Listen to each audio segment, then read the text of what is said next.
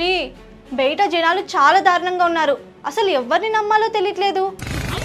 ఏమైంది? ఎందుకు అలా చిరాకు పడుతున్నావు? ఫ్లాట్ కొందామని ఒక బిల్డర్ని నమ్మి 50 లక్షలు ఇచ్చా. ఇప్పటికీ 3 సంవత్సరాలు అవుతుంది. ఇప్పుడేమో ఫోన్ చేస్తుంటే స్విచ్ ఆఫ్ వస్తుంది. అసలు వాడు ఫ్లాట్ ఎప్పుడు ఇస్తాడో తెలియదు, ఇస్తాడో లేదో కూడా తెలియదు. దీని గురించి అస్సలు టెన్షన్ తీసుకోకు. అయినా నువ్వు కొన్న ప్రాజెక్ట్ రేరాలో రిజిస్టర్ అయ్యిందా? ఏంటి రేరానా?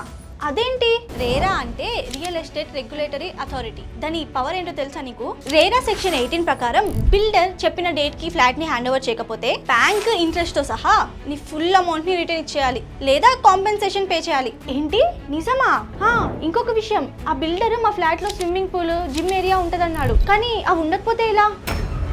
ఒకవేళ అవి అక్కడ లేకపోతే బ్రౌచర్లో ఒకటి చూపించి రియాలిటీలో ఇంకొకటి ఇస్తే రేరా సెక్షన్ 12 ప్రకారం full money with interest return ఇచ్చేయాలి, లేదా కాంపెన్సేషన్ ఇవ్వాలి. అంతేకాదు ఫ్లాట్ హ్యాండ్ ఓవర్ అయిన తర్వాత 5 ఇయర్స్ వరకు బిల్డింగ్ లో ఎలాంటి స్ట్రక్చరల్ డ్యామేజ్ అయినా builder free of cost repair చేయాలి. దీన్నే డిఫెక్ట్ లయబిలిటీ రూల్ అంటారు. సరే, కానీ ఆ బిల్డర్ ఈ ప్రాజెక్ట్ ని రేరాలో రిజిస్టర్ చేయకపోతే అప్పుడేం చేయాలి?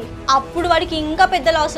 ప్రాజెక్ట్ ని రేరాలో రిజిస్టర్ చేయకుండా అమ్మితే ప్రాజెక్ట్ వాల్యూలో 10% వరకు అతనికి పెనాల్టీ పడుతుంది. సీరియస్ వయలేషన్స్ లో 3 ఇయర్స్ వరకు జైల్ పనిష్మెంట్ కూడా ఉండొచ్చు.